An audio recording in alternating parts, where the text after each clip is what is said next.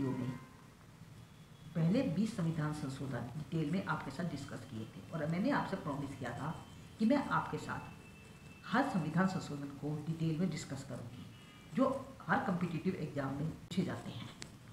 आज मैं इस वीडियो में 21वें संविधान संशोधन से शुरुआत करने वाली हूँ। If we talk about the 21st constitutional amendment that have been made in 1969, and by this amendment in 8th schedule that is dealing with the official language, and that has recognized 14 languages as the official languages. 15th language, that is Sindhi, was added as the official language. As we know, Sindhi is used in Gujarat as well as Rajasthan. 21वें संविधान संशोधन के द्वारा 8वीं अनुसूची में जो पहले से ही 14 लैंग्वेजेस को ऑफिशियल लैंग्वेजेस घोषित करता है, 15वीं लैंग्वेज के रूप में सिंधी को ऑफिशियल लैंग्वेज घोषित कर दिया और इसे ऐड कर दिया गया। जैसा कि हम जानते हैं, सिंधी भाषा जो गुजरात और राजस्थान में बोली जाती है, इसको 15वीं भाषा के रूप में मान्यता दे दी गई और 8वें अनुसूची में ऐड कर दिया गया। And the next constitutional amendment, that is 22nd constitutional amendment, 22वां संविधान संशोधन जो 1969 में किया गया था, इसके द्वारा हमारे संविधान में कुछ नए अनुच्छेद जैसे कि अनुच्छेद 244 से अनुच्छेद 275 क्लोज 1A, अनुच्छेद 371, अनुच्छेद 371 भी ऐड किए गए थे जो स्टेट ऑफ आसाम के स्पेशल प्रोविजन से संबंधित है। And the next constitutional amendment, that is 23rd constitutional amendment, that has also been made in 1969. That is providing reservation given to SCs, STs and Anglo-Indians,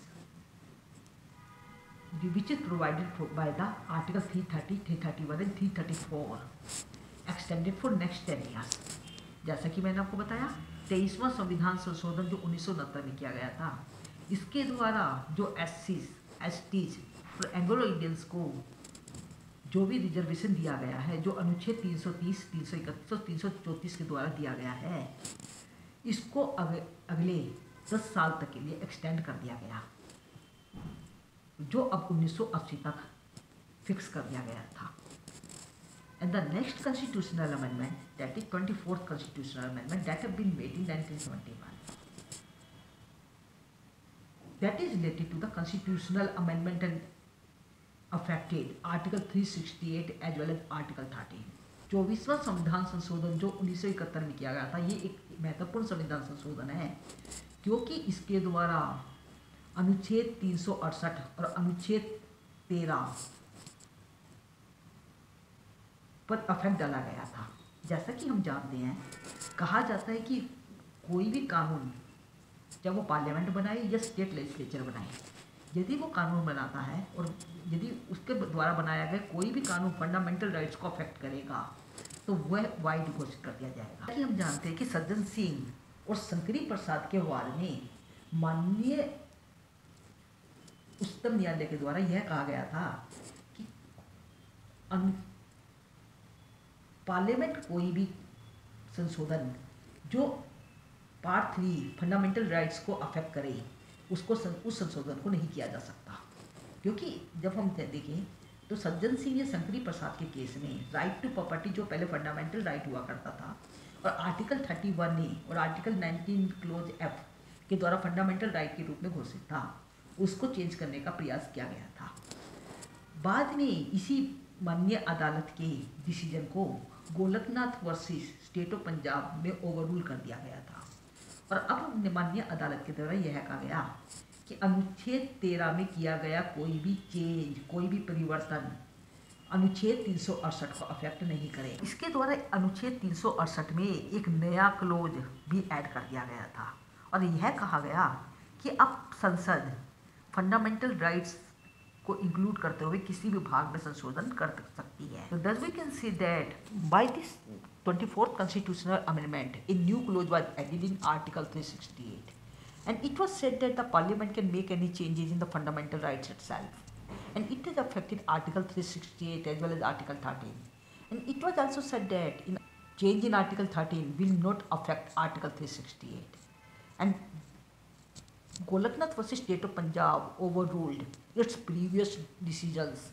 of the Honorable Apex Court, that is given in the Sajjan Singh as well as Sanghvi case.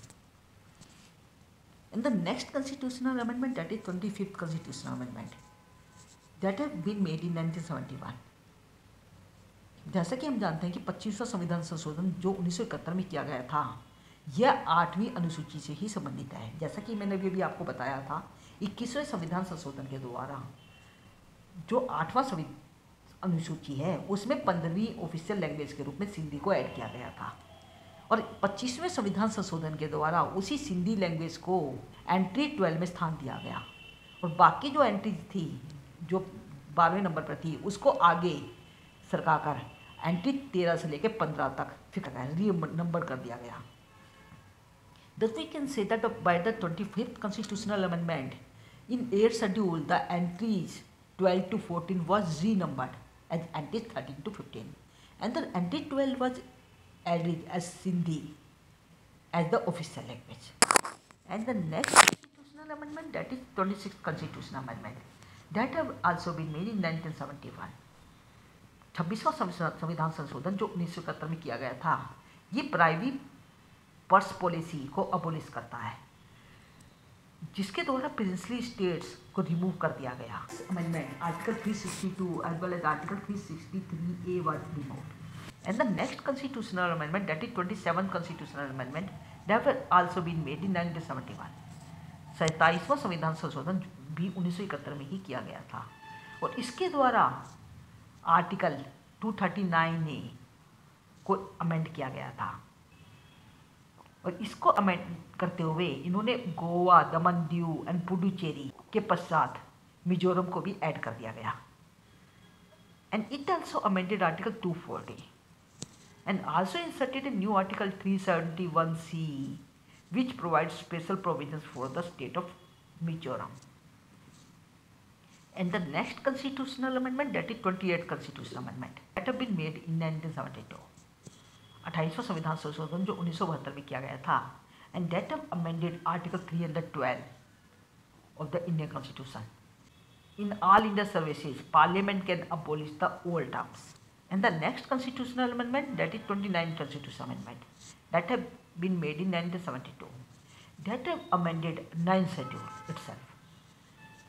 28वां संविधान संशोधन जो 1972 में किया गया था, इसके द्वारा अनुच्छेद 312 और 314 में परिवर्तन किए गए थे, और ये कहा गया था कि ऑल इंडिया सर्विसेज के अंदर जो टर्म्स दी गई हैं उसको ख़त्म करके पार्लियामेंट नई टर्म्स को रिप्लेस कर सकती है। और 29वां संविधान संशोधन भी 1972 में ही किया गया था, और इसके द्वारा 9th शेड्यूल में नई एंट्रीज जो एंट्री 64 है उसके पश्चात एंट्री 65 और एंट्री 66 को ऐड किया गया था, जो केरला लैंड रिफॉर्म से संबंधित है। And the next constitutional amendment, that is 30th constitutional amendment, that have also been made in 1972, that have amended article 133 of the Indian Constitution. It was said that an appeal from the final order of the High Court in civil proceedings shall lie to the Supreme Court only if the High Court certifies that the case involves a substantial question of law of the general importance, and in opinion of the High Court, the said question needs to be decided by the Supreme Court. जैसा कि मैंने आपको बताया, 30वां संविधान संशोधन जो 1972 में किया गया था, इसके द्वारा अनुच्छेद 133 में परिवर्तन किया गया, और यहाँ पे ये कहा गया कि हाई कोर्ट के फाइनल ऑर्डर से सिविल प्रोसीडिंग्स में अपील सुप्रीम कोर्ट में तभी लाई करेगी यदि हाई कोर्ट ये सर्टिफाई करे कि ये जो क्वेश्चन है जो यहाँ पे रेज किया गया है ये सब्सटेंशियल क्वेश्चन ऑफ लॉ है। और यहाँ पर ये भी कहा गया कि माननीय उच्च न्यायालय के ओपिनियन में ये जो क्वेश्चन है इसको सुप्रीम कोर्ट के द्वारा डिसाइड किया जाना चाहिए, तभी वह अपील हाई कोर्ट के फाइनल ऑर्डर से सुप्रीम कोर्ट में लाई कर पाएगी। And the next constitutional amendment, that is 31st constitutional amendment, that is made in 1973। 31वां संविधान संशोधन जो 1973 में किया गया था, दैट हैव अमेंडेड आर्टिकल 81। क्या आप जानते हैं कि आर्टिकल 81 क्या है? आर्टिकल 81 लोकसभा की सीटों से संबंधित है। जैसा कि हम जानते हैं, इससे पहले भी कुछ ऐसे अमेंडमेंट किए गए थे जिसके द्वारा लोकसभा की सीटों में परिवर्तन किए गए थे। पहले मैं उनके बारे में डिस्कस करना चाहूँगी। जैसा कि हम जानते हैं कि सेकंड कॉन्स्टिट्यूशनल अमेंडमेंट, दूसरा संविधान संशोधन, जैसे मैं आपसे पहले डिस्कस भी कर चुकी हूँ, सेकंडवें संविधान संशोधन के द्वारा लोकसभा की सीटों को 500 तक सीमित कर दिया गया था। और इसी के पश्चात सातवें संविधान संशोधन के द्वारा लोकसभा की सीटें जो पहले 500 थी उसको बढ़ाकर 525 कर दिया गया। और अभी इसी 31वें संविधान संशोधन के द्वारा जो 1973 में किया गया था, इन्हीं सीटों को एक्सीड करके 525 से 545 कर दिया गया। Now it has been enhanced from 525 to 545 and it has also amended article 330, और इसके द्वारा अनुच्छेद 330 में भी परिवर्तन किए गए थे। And it forwards accept for the scheduled tribe in tribal areas of the Assam and in Nagaland substituted for, जैसा कि मैं आपको पता है कि अनुच्छेद 330 क्लोज 1 क्लोज बी के अंदर जब आप देखेंगे कुछ यहाँ पे वर्ड्स हैं, जैसे कि मैंने आपको बताया scheduled tribe in tribal areas of Assam and in Nagaland, ये जो वर्ड्स हैं इनको कुछ नए वर्ड्स के द्वारा रिप्लेस कर दिया गया, सब्स्टिट्यूट कर दिया गया। And that have been substituted for the except for the scheduled tribes in tribal areas of Assam, in Nagaland, in Meghalaya, in Arunachal Pradesh, and in Mizoram. It has also amended Article 332 Clause 1, and after Nagaland, Meghalaya was also added. This was all about the 31st Constitutional Amendment. And the next Constitutional Amendment, that is 32nd Constitutional Amendment, 32वां संविधान संशोधन, यह भी 1973 में ही किया गया था। And it has omitted certain articles, इसके द्वारा कुछ आर्टिकल्स को ओमिट किया गया था, जैसे कि अनुच्छेद 371 क्लोज 1 को इसके द्वारा ओमिट कर दिया गया। और इसी के द्वारा कुछ नए आर्टिकल्स जैसे कि 371D, 371E जो 371C के बाद ऐड किए गए थे। क्या आप जानते हैं कि 371D और 371E क्या है?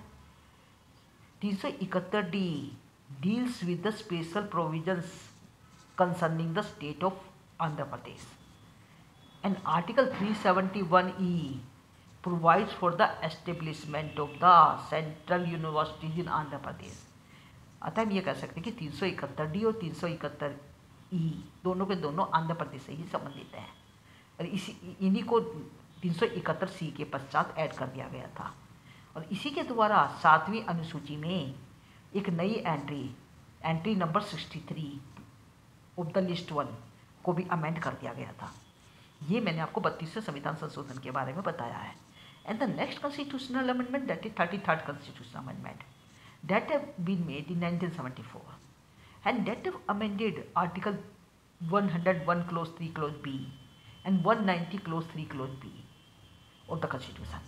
जैसा कि मैंने आपको बताया, 33वां संविधान संशोधन जो 1974 में किया गया था, इसके द्वारा अनुच्छेद 101 क्लोज 1 क्लोज 3 क्लोज बी, अनुच्छेद 101 क्लोज 3 क्लोज बी और अनुच्छेद 190 क्लोज 3 क्लोज बी को अमेंड कर दिया गया, को संशोधित कर दिया गया, जो एमपीज और एमएलएस को रिजाइन देने, अपनी सीट छोड़ने की परमिशन देते हैं।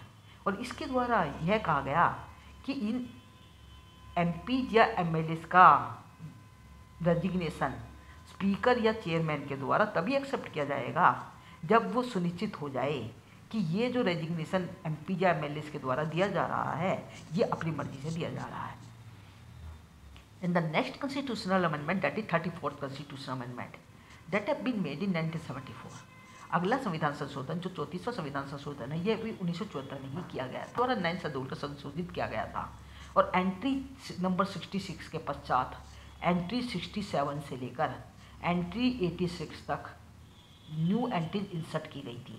As I have discussed, 34th constitutional amendment that have also been made in 1974 and that have added new entries in 9th schedule after entry number 66 as entries 67 to 86 that have been inserted. And these entries were related to the land reforms acts relating to the state of Andhra Pradesh, Bihar, Gujarat, Haryana, Himachal Pradesh, Kerala, MP, Mysore, Punjab, Rajasthan, West Bengal, Bombay, Odisha and Tripura. And the next constitutional amendment, that is 35th constitutional amendment. अगला संविधान संशोधन जो 35वां संविधान संशोधन है, यह भी 1974 में ही किया गया था। 35वां संविधान संशोधन और 36वां संविधान संशोधन एक दूसरे से संबंधित है। 35वें संविधान संशोधन के द्वारा सिक्किम को एसोसिएट स्टेट का दर्जा दिया गया था, जबकि 36वें संविधान संशोधन के द्वारा सिक्किम को फुल स्टेट का दर्जा दे दिया गया। तो यह हम याद रख सकते हैं। 35वां और 36वां संविधान संशोधन सिक्किम से संबंधित है। 35वां संविधान संशोधन सिक्किम राज्य को एसोसिएट स्टेट का दर्जा देता है, जबकि 36वां संविधान संशोधन सिक्किम राज्य को फुल स्टेट का दर्जा देता है। And the next constitutional amendment that is 37 constitutional amendment, अगला संविधान संशोधन जो 37वां संविधान संशोधन है, that have been made in 1975। 37 constitutional amendment that have been made in 1975 that have amended Article 239A Clause 1 and that have replaced certain words that is Pondicherry and Mizo by the new words that is Pondicherry, Mizoram and Arunachal Pradesh, and that have also amended Article 240 Clause 1 that have been forbidding words Andhra Pradesh। तो जैसे कि मैंने आपको बताया 37वां संविधान संशोधन जिसके द्वारा अनुच्छेद 239 क्लोज 1 में परिवर्तन किया गया, और यहाँ पर कुछ वर्ड्स जैसे कि पुडुचेरी एंड मिजो को कुछ नए वर्ड्स के द्वारा जैसे कि पुडुचेरी, मिजोरम एंड अरुणाचल प्रदेश के द्वारा सब्स्टिट्यूट कर दिया गया। इसके अलावा अनुच्छेद 240 क्लोज 1 के अंदर से आंध्र प्रदेश जो वर्ड्स था उसको खत्म कर दिया गया। Next constitutional amendment that is 38 constitutional amendment that have been made in 1975। 38वां संविधान संशोधन भी 1975 में ही किया गया था, और इसके द्वारा अनुच्छेद 123 और अनुच्छेद 213 में परिवर्तन किया गया और नए आर्टिकल्स अनुच्छेद 123 से और अनुच्छेद 213A के रूप में ऐड कर दिए गए। These articles are dealing with the ordinance making power of the president, governor and the administrator in central, state as well UTs. जैसा कि मैंने आपको बताया अनुच्छेद 123, अनुच्छेद 213 के पश्चात कुछ नए आर्टिकल्स जैसे कि अनुच्छेद 123 से अनुच्छेद 213 आए और अनुच्छेद 239 close be close E add कर दिए गए थे, जो प्रेसिडेंट, गवर्नर और एडमिनिस्ट्रेटर को ऑर्डिनेंस मेकिंग पावर देते हैं जो सेंट्रल, स्टेट और यूटी से संबंधित हैं।